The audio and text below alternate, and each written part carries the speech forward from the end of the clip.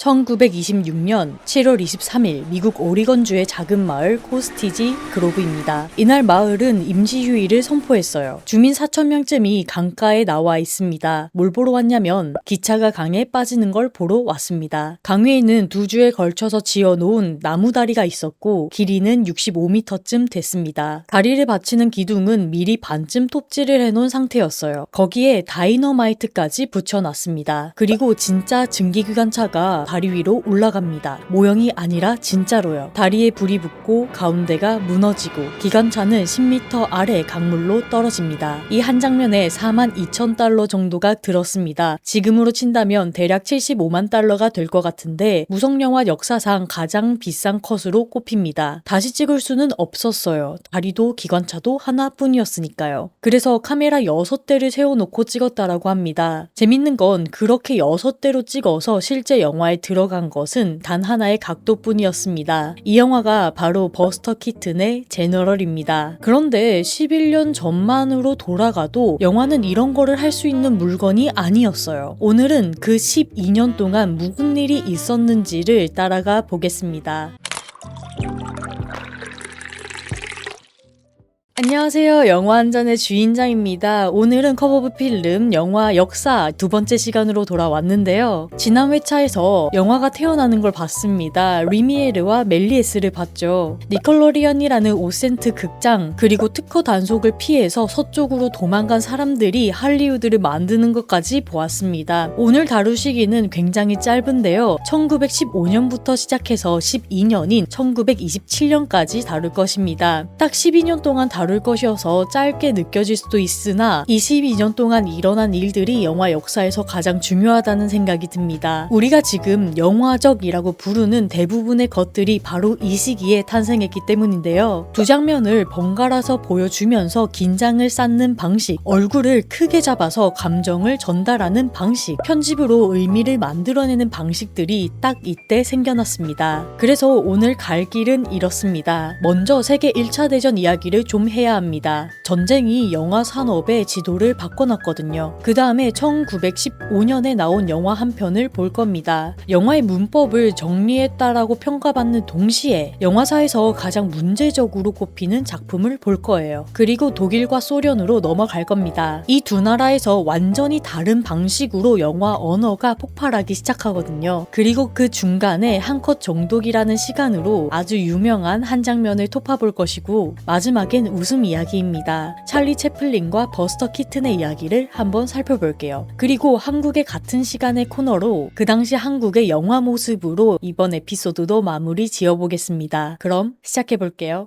1914년 세계 1차 대전이 터집니다. 지금까지 세계 영화 산업을 주도하던 것은 유럽이었습니다. 특히 프랑스가 주도했는데 파테나 고몽 같은 프랑스 회사들이 세계 곳곳에 영화를 팔고 있었습니다. 미국 영화 시장에서도 유럽의 비중은 무시할 수 없었습니다. 이탈리아도 대형 사극이 강세였고요. 그런데 전쟁이 터지면서 이 모든 게 멈추게 됩니다. 이유는 여러 가지가 있었죠. 우선 젊은 남자들이 모두 군대로 갔습니다. 배우도 기술자도 없었어요. 그리고 필름을 만드는데 주된 원료가 화약과 겹쳤습니다. 그러니까 나라에서 필름 생산을 통제했어요. 스튜디오는 군용으로 차출되기까지 했습니다. 무엇보다 유럽 안에서 영화를 주고받을 수 없게 되었습니다. 국경이 전선이 돼버렸으니까요. 그동안 미국은 늦게 전쟁에 참여합니다. 1917년이 돼서야 참전을 하는데요. 그러니까 2년 넘게 미국 영화 산업만 정상적으로 작동하고 있었던 셈입니다. 그 사이에 미국 영화가 유럽이 비운 자리를 채웁니다. 남미로, 아시아로, 심지어 유럽까지도 미국 영화가 강세를 보였습니다. 전쟁이 끝났어도 판도는 이미 바뀌었습니다. 영화의 중심이 파리에서 로스앤젤레스로 옮겨간 거예요. 예술적으로 미국이 앞서 나가서가 아니라 경쟁자가 전쟁 때문에 멈춰있는 동안 그 시장을 가져간 겁니다. 일부에서도 제가 이렇게 말씀을 드렸는데요. 영화 스타일이 바뀔 때마다 그 뒤에는 거의 항상 돈 문제가 따라다녔다고요. 여기서도 마찬가지입니다. 다만 이번에는 돈 문제 위에 전쟁이 얹혀져 있었던 거예요. 같은 시기에 영화 자체도 변합니다. 일부 끝에서 영화의 길이가 길어진다고 말씀을 드렸잖아요. 이게 1910년대 중반에 완전히 자리 잡아버립니다. 10분, 20분 같이 짧은 게 주된 게 아니라 한 2시간짜리 장편이 표준이 되는 시기입니다. 길어지니까 여러 가지가 따라서 바뀌게 되는데 우선 제작비가 확 올라갔어요. 그러면 아무나 못 만들게 됩니다. 자본이 있는 회사만 만들 수 있게 되죠. 상영 방식도 달라지게 됩니다. 5센트짜리 가게 극장이 아니라 제대로 지은 큰 극장에서 상영하기 시작했어요. 좌석이 편해졌고 오케스트라도 있고 입장료는 좀 더 비싸졌습니다. 관계층도 넓어졌는데요. 원래 영화는 노동자나 이민자들이 값싸게 즐기던 그런 오락이었잖아요. 그래서 그런가 점잖은 사람들은 잘 영화를 보지 않았습니다. 그런데 장편이 되고 극장이 좋아지면서 중산층들이 들어오기 시작했어요. 그러니까 이 시대의 영화는 볼거리에서 작품 쪽으로 옮겨가고 있었던 것입니다. 그리고 바로 그 흐름의 한복판에서 문제의 영화가 탄생하게 됩니다. 한 가지 더 짚고 넘어가 보고 싶은데요. 이 시기에 우리가 아는 할리우드 회사들이 하나씩 자리를 잡아갑니다. 파라마운트, 워너브라더스, 그리고 1924년 여러 가지 회사가 합쳐져서 MGM이 만들어졌어요. 이 회사들이 하는 일은 단순히 영화를 찍는 것이 아니었습니다. 배우를 장기 계약으로 묶고 촬영소를 소유하고 배급망을 갖추고 나중에는 극장까지 사들여요. 만드는 것부터 관객에게 파는 것까지 한 회사가 다 가지는 구조가 형성된 겁니다. 이게 다음 시간에 다룰 스튜디오 시스템의 초석이 되는데요. 그 뼈대가 만들어지는 게 지금 이 시기입니다. 일부에서 특허 단속을 피해서 서쪽으로 도망쳤던 사람들이 10년 만에 자기들이 그 자리를 차지한 게 되는 거예요. 1915년 D.W. 그리피스라는 사람이 국가의 탄생이라는 영화를 내놓습니다. 규모부터가 그때까지는 없었던 수준이었어요. 상영 시간은 3시간이 넘었고 제작비도 당시 기준으로 엄청났습니다. 대규모 전투 장면을 찍었고요. 오케스트라 반주를 위해서 악보까지 따로 만들었어요. 입장료도 파격적이었습니다. 니콜로리언이 5센트였잖아요. 이 영화는 좋은 극장에서 $2를 받았어요.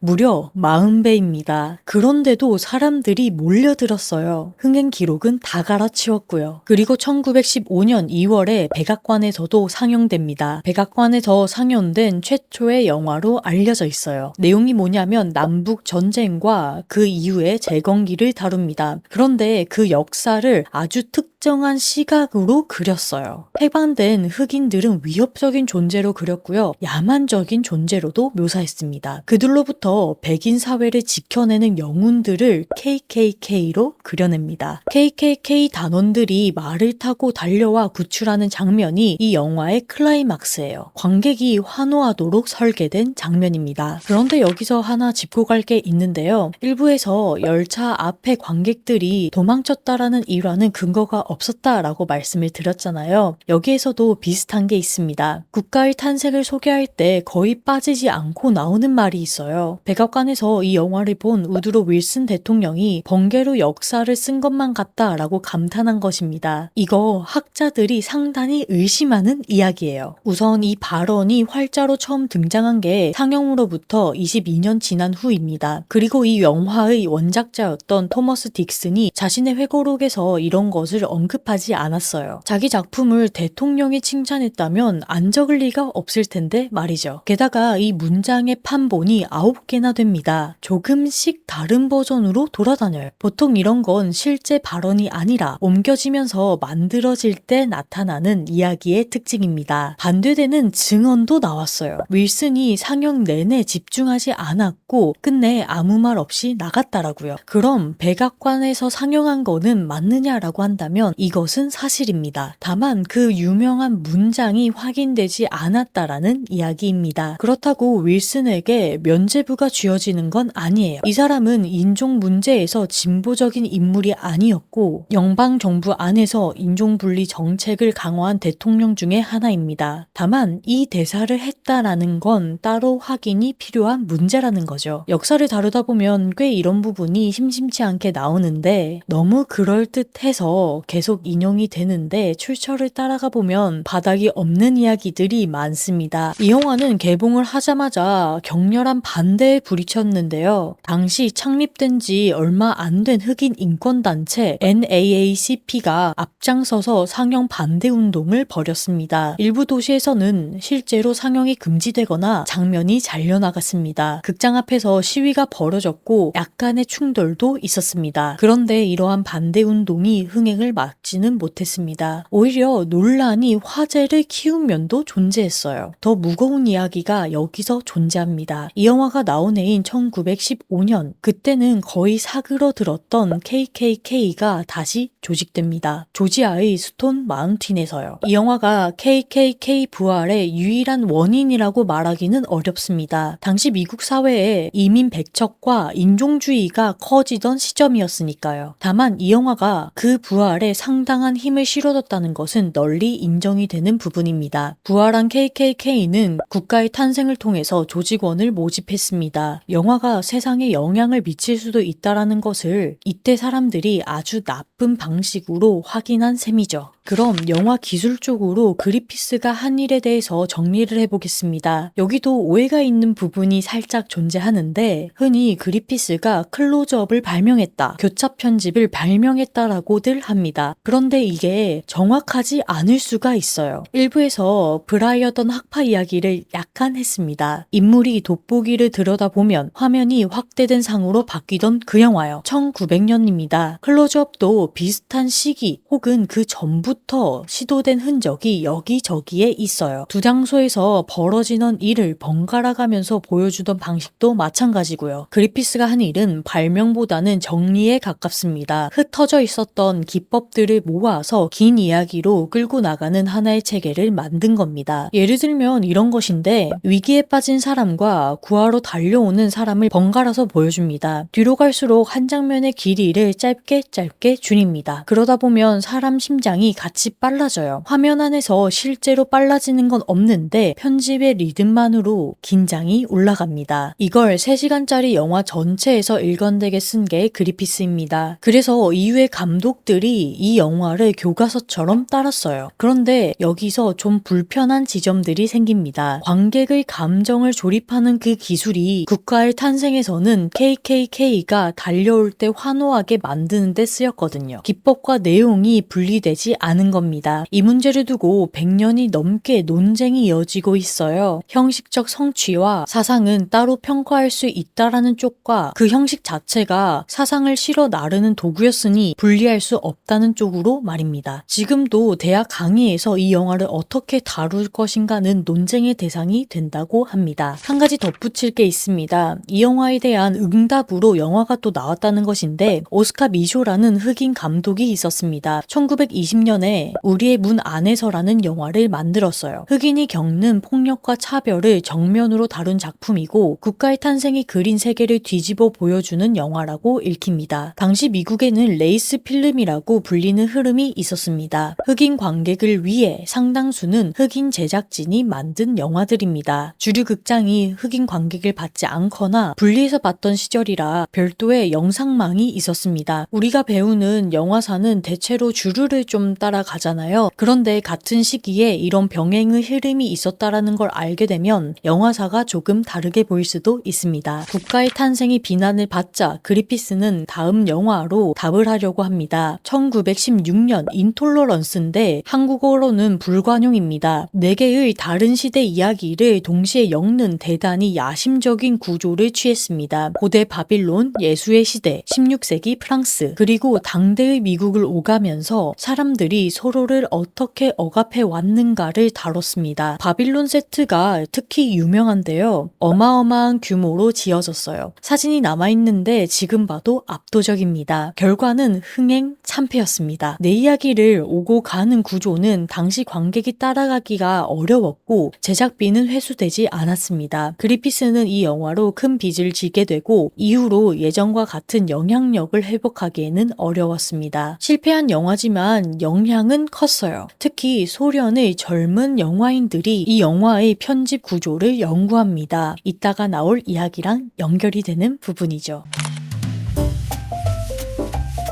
여기서 잠깐 정리를 하는 미들 브레이크 타임을 가져보겠습니다. 1차 세계대전으로 유럽의 영화 산업이 멈춘 가운데 그 사이에서 미국의 영화 산업만이 제대로 돌아갔습니다. 그리고 그 시장을 장악했죠. 영화는 길어지고 비싸지면서 중산층 관객까지 끌어들였습니다. 그리고 1919년 문제의 작품인 국가의 탄생이 나옵니다. 흩어져 있던 편집 기법을 하나의 체계로 정리해 이후 영화의 교과서가 됐지만 동시에 인종주의를 대중에게 퍼뜨린 작품이기도 했어요. 백악관 상영은 사실이지만 대통령이 했다는 그 유명한 말 한마디는 사실 검증이 어렵습니다. 후반부에서는 다시 유럽으로 건너갑니다. 독일과 소련에서 완전히 다른 방향으로 영화 언어가 터져나오기 시작합니다.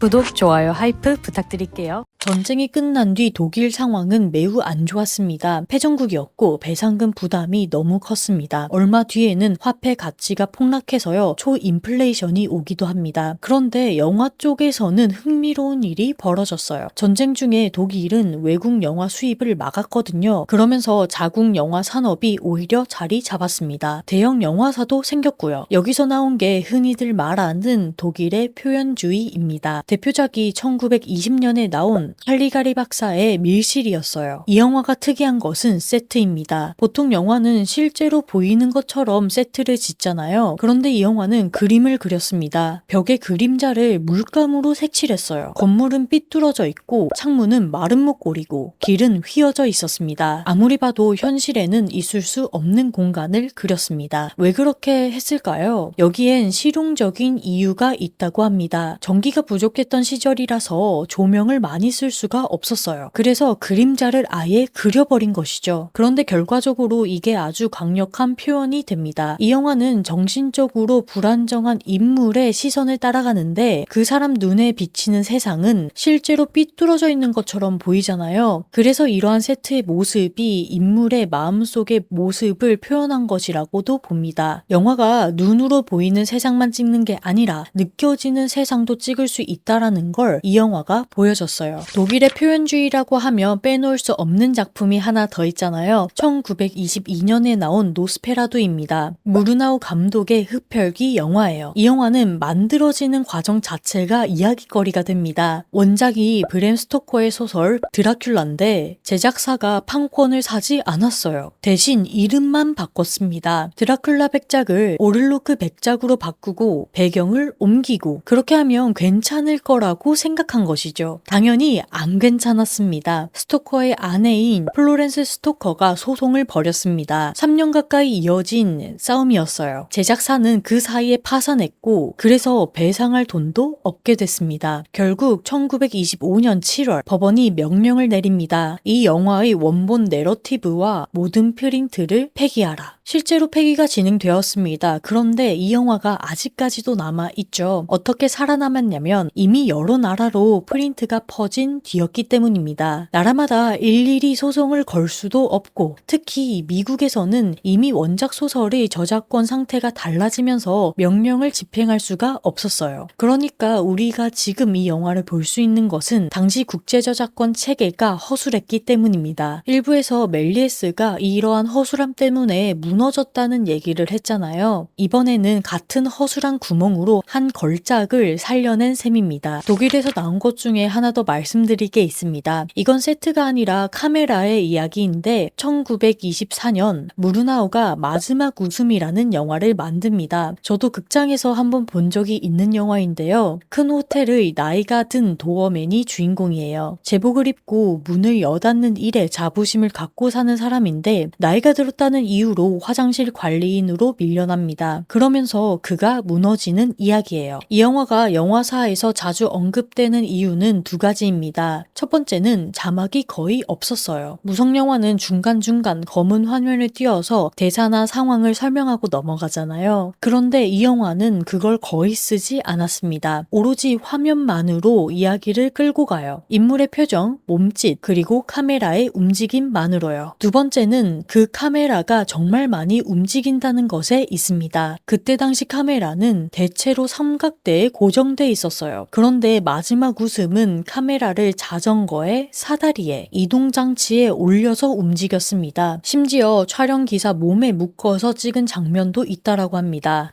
당시에 이걸 두고 풀려난 카메라라는 말이 나왔습니다. 카메라가 관찰자 자리에서 벗어나 인물을 따라가고 인물의 상태에 따라 흔들리기 시작한 거예요. 주인공이 술에 취했으면 화면도 같이 흔들린 겁니다. 지금은 카메라가 움직이는 게 거의 당연하잖아요. 그런데 그게 당연해지는 출발점 중 하나가 마지막 웃음이었습니다. 그리고 1927년 프리츠 랑의 메트로폴리스가 나옵니다. 무성영화 시대 독일이 도달한 정점으로 꼽히는 작품이에요. 미래 도시가 배경이 됩니다. 지상에는 화려한 고층 건물과 정원이 있고 지하에는 노동자들이 기계를 돌리고 있어요. 위와 아래가 완전히 분리된 사회입니다. 규모가 어마어마했는데요. 세트도 크고 엑스트라도 수천 명 동원됐습니다. 촬영 기간도 길었습니다. 당시 독일 무성 영화들 중에서는 가장 비싼 작품이었고 제작한 회사가 이 영화 때문에 심각한 재정난을 겪기도 했습니다. 흥행도 처음에는 신통치 않았어요. 개봉 후 상영 시간이 대폭 잘려나가기도 했습니다. 오랫동안 온전한 판본을 거의 볼 수 없었어요. 나중에 다른 나라에서 긴 판본 필름이 발견되면서 복원이 이루어졌습니다. 여기서 이 시기에 독일 영화의 결말을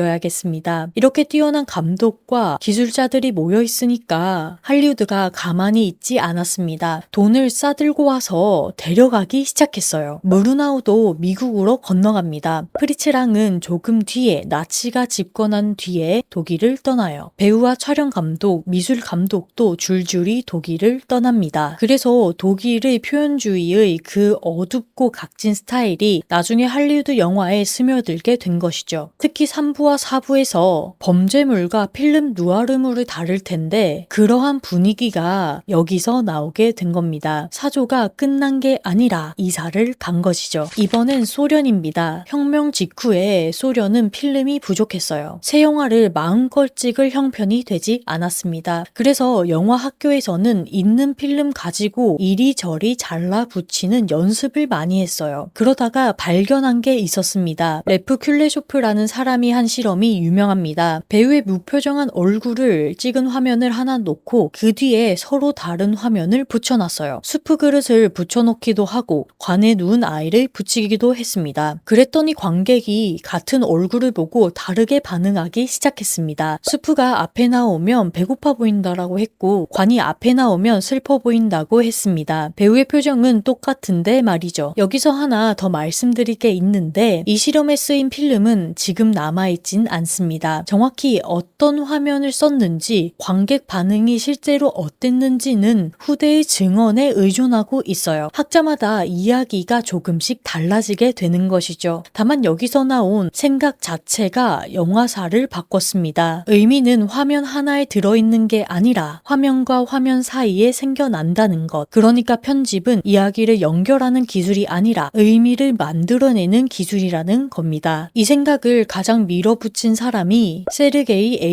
에이젠슈테인이었습니다. 그리고 1925년 전함 포텐킴을 내놓습니다. 오늘의 한 컷 정독 시간입니다. 눈을 감고 따라오셔도 좋을 것 같아요. 긴 돌계단입니다. 아주 길어요. 계단 위쪽에서 아래로 사람들이 쏟아져 내려옵니다. 도망치는 중이에요. 그 뒤로 군인들이 따라 내려옵니다. 얼굴은 안 보여줍니다. 대신에 발이 보입니다. 군화가 계단 한 단씩 내려 딛습니다. 총을 든 팔과 다리만이 화면에 들어와요. 사람이 아니라 마치 기계처럼 보입니다. 그 사이사이에 개별 얼굴들이 끼어들어요. 안경 쓴 여자의 얼굴, 아이를 아는 어머니, 다리가 불편해 기어가는 사람, 도망치는 사람은 얼굴을 보여주고 쫓는 쪽은 발로만 보여줍니다. 이 대비만으로 누가 사람이고 누가 폭력인지를 보여줍니다. 그리고 유명한 장면이 나와요. 유모차입니다. 한 어머니가 총에 맞습니다. 쓰러지면서 유모차를 놓쳐요. 유모차가 계단을 굴려 내려가기 시작합니다. 바퀴가 한 계단씩 튀면서 내려가요. 여기서 에이젠슈테인이 하는 일이 흥미롭습니다. 유모차만 계속해서 보여주지 않아요. 굴러가는 유모차, 놀란 사람의 얼굴, 다시 유모차, 총을 겨눈 군인, 다시 유모차, 이렇게 끊어서 번갈아가며 보여줍니다. 그러면 어떻게 되냐면요. 실제로 유모차가 굴러가는 시간보다 화면 속 시간이 훨씬 길어지게 되는 겁니다. 사실 몇 초면 끝날 일을 한참 이어가게 되는 것인데 관객은 그동안 계속 조마조마한 상태로 붙잡혀져 있는 것이죠. 이게 아까 말씀드린 발사 발상이 됩니다. 편집이 시간을 늘리고 감정을 만들어낸다는 것, 화면 안에서 벌어지는 일들보다 화면을 어떻게 자르고 붙이느냐가 더 강한 힘을 가지게 된다는 것이죠. 이 장면은 이후에 수많은 영화가 따라하거나 인용했습니다. 계단을 굴러서 넘어가는 유모차를 보면 대개 이 영화를 인용했다라고 보셔도 됩니다. 그리고 그때 당시의 비평도 들려드리고 싶습니다. 오늘은 이 장면에 대해서 꼭 짚고 넘어갈 것이 있는데 방금 본 오데사의 학살 장면은 실제로 일어나지 않았습니다. 놀라시는 분들이 있으실 것 같은데요. 오데사 계단은 실제 존재하는 장소입니다. 지금도 있습니다. 그리고 1905년 이 도시에서 유혈 사태가 있었다는 것도 사실입니다. 다만 우리가 영화 속에서 봤던 그 장면이, 그러니까 대낮에 계단 위에서 군대가 줄지어 내려오며 시민을 학살하는 그 사건은 에이젠슈테인이 만들어낸 것입니다. 실제로 있었던 일은 포템킨호가 항구에 들어오면서 도시의 소요가 번졌고 군대가 투입됐어요. 다만 계단이 아니라 항구 쪽이었습니다. 시간도 대낮이 아니었고 자정 무렵의 시간이었어요. 사람들이 몰려있는 곳에 발포가 있었고 물에 빠져 죽은 사람도 있었습니다. 사망자 추정치는 자료마다 다른데 수백 명에서 수천 명까지도 보입니다. 그러니까 학살 자체는 있었습니다. 다만 영화가 보여주는 그 형태는 아니었던 것입니다. 에이젠슈테인은 이 영화를 혁명 20주년 기념의 사업 일환으로 만들었고 처음부터 선전물의 성격을 가지고 있었습니다. 그는 사실을 그대로 재현하는 것보다 관객이 무엇을 느끼게 할 것인가를 앞에 뒀어요. 문제는 그 다음입니다. 이 장면이 너무나 강력해서 많은 사람이 이걸 실제 역사로 기억하게 됐어요. 영화가 만든 이미지가 실제 사건을 덮어씌우게 된 것입니다. 오늘 이런 이야기가 벌써 두 번째죠. 앞에서 확인되지 않은 대통령의 한마디, 그리고 일어난 적 없는 학살의 장면, 일부의 열차 이야기까지 한다면 세 번째가 될 것 같습니다. 영화사를 따라가다 보면 이런 부분을 자주 만나게 됩니다. 강렬한 이야기가 사실을 밀어내는 일이요. 그래서인지 저는 이러한 코너를 계속해서 넣으려고 합니다. 재밌는 이야기를 전달해 드리되 어디까지가 확인된 것인지를 같이 말씀드리는 게 맞는 것 같습니다. 무거운 얘기를 했으니까 웃음 이야기로 넘어가 볼게요. 이 시기 세계에서 가장 유명한 사람을 꼽으라고 한다면 누가 뭐래도 찰리 채플린을 꼽을 것입니다. 찰리 채플린의 출세 속도가 조금 놀라운데 1913년에 키스톤이라는 회사에 들어갔을 때만 해도 주급이 $175였습니다. 그런데 2년 뒤 1915년에 다른 회사로 옮기면서 주급이 $1250로 변합니다. 그리고 1916년 뮤추얼이라는 회사와 계약할 때는 주급이 $10,000,000가 됐어요. 여기에 계약 보너스로 $150,000를 받았습니다. 1916년도 돈으로 다 합치면 1년에 $670,000였습니다. 그때 찰리 채플린의 나이가 26살이었다고 합니다. 당시 신문사들이 이 액수를 믿지 못했다라고 해요. 뮤추얼 홍보 담당자가 남긴 말이 재밌습니다. 유럽의 전쟁 다음으로 채플린이 요즘 역사에서 가장 비싼 항목이라고요. 3년 만에 주급이 $175에서 $10,000로 변한 겁니다. 일부의 끝에서 스타 시스템의 시작이 됐다라는 이야기를 했습니다. 그게 여기까지 이어져 온 게 된 건데 배우 한 사람의 이름이 그만한 돈을 움직이게 된 것입니다. 채플린이 만든 떠돌이 캐릭터가 왜 그렇게 통했는지 여러 설명이 있는데요. 대체로의 설명은 그 트램프는 늘 가난하고 밀려나는 사람인데 품위를 잃지 않는다는 점을 꼽았습니다. 이러한 그의 처지를 보는 관객들 중에서는 자기 처지와 똑같다라고 혹은 비슷하다라고 느끼는 사람들이 아주 많았습니다. 그리고 무성영화라는 게 여기에서도 힘을 발휘합니다. 대사가 없으니까 국경을 넘어갑니다. 세계 어디서든지 통했어요. 작품 하나를 소개시켜드리고 싶은데 1925년 황금광 시대를 소개시켜드리겠습니다. 이 영화에는 유명한 장면이 있는데요. 금을 찾아 알래스카에 간 사람들이 눈보라에 갇힙니다. 며칠째 먹을 게 없어서요. 주인공이 지금 자기 구두를 삶습니다. 여기서부터가 채플린이에요. 삶은 구두를 접시에 담아서 아주 격식 있게 썹니다. 밑창을 생선 다루듯이 발라내고 구두끈을 포크에 돌돌 말아서 스파게티처럼 먹어요. 구두못을 닭뼈 발라대듯이 입술로 훑고요. 굶어 죽기 직전인 사람이 최고급 만찬을 즐기는 것처럼 행동한 겁니다. 그래서 웃긴데 동시에 서글퍼지기도 해요. 이게 채플린 방식의 핵심 찐찜으로 자주 언급이 됩니다. 웃음과 슬픔을 따로 두지 않고 한 장면에 겹쳐서 놓는 것, 관객이 웃다가 문득 마음이 내려앉는 것. 이러한 채플린의 영화 중 모던 타임즈에 대해서는 제가 톱파보기 한 영상이 있으니까요. 혹시 관심이 있으시다면 영상 참고해 주시길 바랍니다. 같은 시기에 전혀 다른 방식으로 웃긴 버스터 키튼이라는 사람도 존재합니다. 제가 맨 앞에서 말씀드린 그 기차를 강에 빠뜨린 사람이 버스터 키튼인데요. 두 사람을 비교하는 이야기가 워낙 많은데 흔히들 이렇게 정리합니다. 채플린은 감정으로 웃긴다면 키튼은 몸과 구조로 웃긴다고요. 키튼은 표정을 거의 짓지 않습니다. 그래서 스톤페이스, 돌같은 얼굴이라는 별명을 갖고 있는데요. 아무리 큰일이 벌어져도 표정이 그대로입니다. 그 무표정과 주변에서 벌어지는 난리의 낙차가 웃음으로 발현된 것이죠. 그리고 이 사람은 정말로 위험한 것을 했습니다. 건물 벽이 통째로 쓰러지는데 창문 자리에 정확히 서서 살아남는 장면들 같은 게 있어요. 그런데 이게 합성이 아니라 진짜로 찍은 것입니다. 제너럴의 기차 장면도 그래서 나온 거예요. 모형으로 찍을 수 있었지만 진짜 기관차를 떨어뜨려서 단 한 번의 기회에 카메라 6대로 찍었습니다. 그리고 이 장면을 구경 나온 마을 사람들은 4,000명이었고 이렇게 스펙타클을 보여주면서 버스터 키튼은 영화를 만들었습니다. 재밌는 건 제너럴이 개봉 당시에는 그렇게까지 흥행이 잘 되진 않았다라는 점인데요. 지금은 무성 코미디의 정점으로 꼽히는데 말이죠. 평가가 뒤늦게 뒤집힌 아쉬운 영화들 중 하나입니다. 같은 시기에 한국은 어땠을까요? 1926년 나운규가 만들고 직접 주연한 아리랑이 나옵니다. 한국 무성 영화를 말할 때 빠지지 않는 작품이에요. 먼저 안타까운 말씀부터 드리자면 이 영화는 현재 필름이 남아있지 않습니다. 그래서 우리가 아는 내용은 당시 신문 기사, 홍보 자료 그리고 본 사람들의 증언으로 기대고 있어요. 세부적인 부분은 자료마다 다를 수밖에 없었습니다. 전해지는 줄거리는 정신이 온전치 않은 청년이 주인공으로 나오는데 마을에서 벌어지는 일이 대부분을 차지하고요. 마지막에는 그가 일본 앞잡이 노릇을 하던 일을 낫으로 찍어서 죽입니다. 그리고 붙잡혀 끌려가면서 정신이 돌아와요. 검열이 서슬퍼렇던 시기에 이런 영화가 어떻게 통과되었을까요? 주인공이 정신이 온전치 않았다는 설정이 방패 역할을 했습니다. 미친 사람이 한 일이니까 봐줄 수 있다라는 해석이죠. 그리고 상영 환경도 중요합니다. 이때 한국 극장에서 변사가 있었어요. 화면 옆에서 해설을 하고 대사를 대신 읊혀주던 사람인데 같은 필름이라도 변사가 어떻게 말을 하느냐에 따라서 전혀 다른 영화가 될 수 있었습니다. 그래서 그런가 관객이 울고 소리치고 했다라는 기록도 많이 남아 있습니다. 앞선 일부에서 무성영화 극장이 조용하지 않다라고 했잖아요. 한국은 그 정도가 더했습니다. 변사가 사실상 공연자였으니까요. 그러니까 이 시기에 한국 영화를 이야기할 때는 필름뿐만이 아니라 그 극장 전체를 함께 봐야 되는 겁니다. 이러한 영화 역사가 지금도 우리 영화에 영향을 미치고 있는데요. 요즘 액션 영화나 스릴러를 보면 위기에 빠진 사람과 그를 잡는 사람을 번갈아 가면서 나타나는 장면들이 많잖아요. 폭탄의 타이머와 그걸 해체하려 가는 사람을 오고 가는 방식으로 종종 나옵니다. 뒤로 갈수록 화면이 짧게 잘리고 음악은 빨라지고 그게 100년 전에 정립된 문법이었던 겁니다. 그리피스가 3시간짜리 영화에서 썼고요. 에이젠슈테인이 계단에서 밀어붙였던 방식인 겁니다. 그리고 이 시기에 사람들이 찾아낸 게 하나 더 있습니다. 편집은 이야기를 이어붙이는 기술이 아니라 관객의 감정을 만들어내는 기술이라는 것. 굉장한 힘이 됩니다. 그래서 오늘 우리가 본 것처럼 좋은 데도 쓰이고 나쁜 데도 쓰였습니다. 그 힘을 발견한 시기와 처음 크게 쓰인 사례가 같은 해에 있다는 게 이 시대를 조금 복잡하게 만듭니다. 오늘은 여기까지입니다. 정리하자면 전쟁이 유럽 시장을 멈춰 세운 사이에 미국이 시장을 가져갔고 영화는 길어졌고 비싸졌습니다. 1915년 국가의 탄생이 편집 문법을 하나의 체계로 정리했지만 그 힘을 인종주의에 썼고요. 독일에서는 마음속을 세트로 지었고 소련에서는 편집이 의미를 만든다라는 것을 발견했습니다. 그리고 찰리 채플린 채플린과 버스터 키튼이 대사 한마디 없이 전 세계를 웃겼어요. 그런데 다음 편에서는 이 모든 게 흔들립니다. 영화가 말을 하기 시작하거든요. 1927년 소리가 나오면서 벌어진 일들이 좀 얄궂습니다. 기술은 발전했는데 영화가 오히려 뒷걸음질을 쳤어요. 자유롭게 움직이던 카메라가 다시 상자 안에 갇히고 잘 나가던 배우들이 목소리 때문에 일자리를 잃었습니다. 그리고 할리우드가 우리가 아는 그 공장이 됩니다. 이렇게 해서 커버무 필름 영화 1원 영화 역사 두 번째 시간을 마쳐보겠는데요. 영상이 도움이 되셨다면 구독, 좋아요, 알림 설정까지 부탁드립니다. 그리고 하이프가 떠있다면 하이프까지 꼭 부탁드립니다. 영화 한잔 채널을 운영하는데 아주 큰 도움이 돼요. 그럼 다음 영상에서 뵙겠습니다. 모두들 안녕. 또 봐요.